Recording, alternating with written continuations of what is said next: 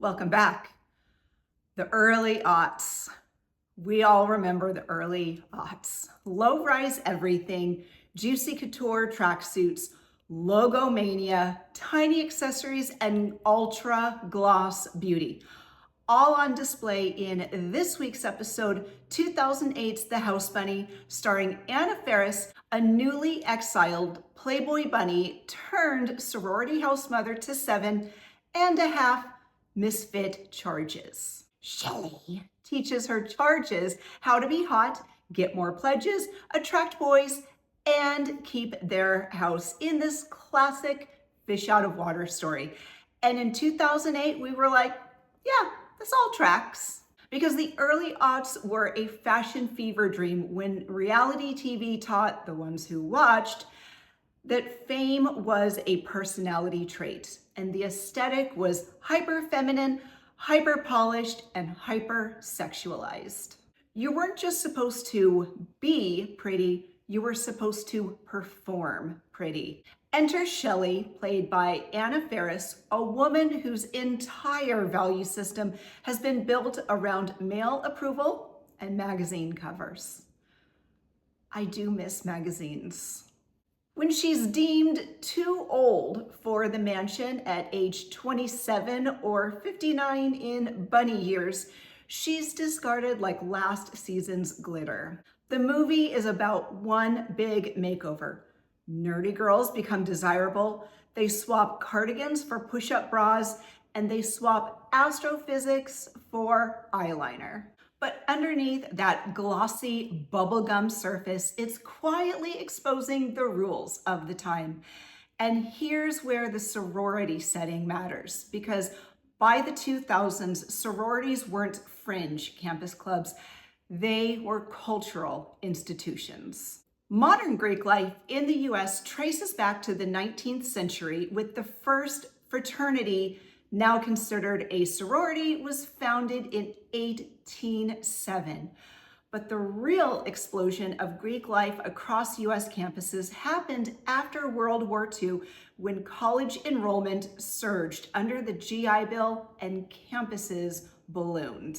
By the late 20th century, sororities had become powerful social networks, complete with national headquarters, branding strategies, philanthropy arms, and alumni pipelines, all of which we saw in The House Bunny. By the early 2000s, Greek life was also prime media material.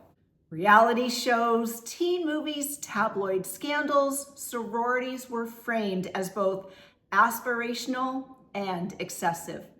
Recruitment, or rush, became its own type of performance, again, as we saw in The House Bunny. Image mattered, popularity mattered, housing numbers mattered, and the right look, of course, absolutely mattered. So when The House Bunny drops Shelley into a failing sorority, it's plugging directly into a very real and very lived ecosystem. The girls of Zeta Alpha Zeta aren't just awkward, they're socially invisible in a system that rewards polish. Their house is at risk of being shut down if they don't recruit enough members. And that's not random.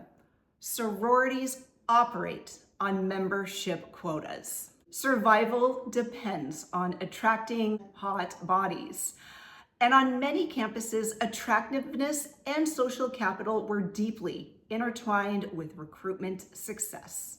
So yes, The House Bunny is about eyeliner, but it's also about institutionalized femininity, because in the early 2000s, empowerment was confusing. We were told, be sexy, that's power. But also, don't be too sexy, that's trashy. Be hot, but effortlessly. Be confident, but not intimidating. Be desirable, but pure. The House Bunny and the Barbie movie had it right on this dichotomy women continue to face. Sororities mirrored that contradiction. They marketed sisterhood, leadership, and philanthropy. But culturally, they were often judged and ranked by beauty, social status, and proximity to fraternal approval.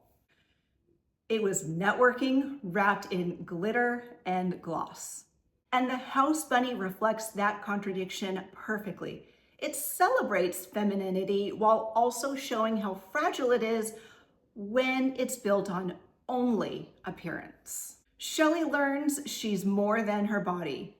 The girls have to learn that confidence isn't just cleavage, but the fact that all of their transformations hinge on beauty. That's the era talking. Now, the movie, for its part, does not critique hypersexualization. It packaged it in pink and called it growth. And that's what the 2000s did best. We didn't reject the male gaze, we bedazzled it. The House Bunny captured exactly what it felt like to come of age in a culture where your beauty was social currency. That was the bunny era. Cute, glossy, and just self-aware enough to make you wonder what it was really selling. So go ahead and give the subscribe button a swipe of gloss so you never miss a thing. And be sure to subscribe to the Real Relationships podcast on Apple, Spotify, or wherever you get podcasts. New episodes of the Real Relationships podcast drop every Thursday, so you're not going to want to miss a thing because, hey, we are in our 4th season. We're just beginning. So catch up on all of our shows and join us as we head into March, where we will discuss 4 films celebrating one of the most prolific actors of our time, Bruce Willis. You're not going to want to miss this month or any of our months. We appreciate our listeners, viewers, and supporters. Stay beautiful, stay safe, and we'll see you soon.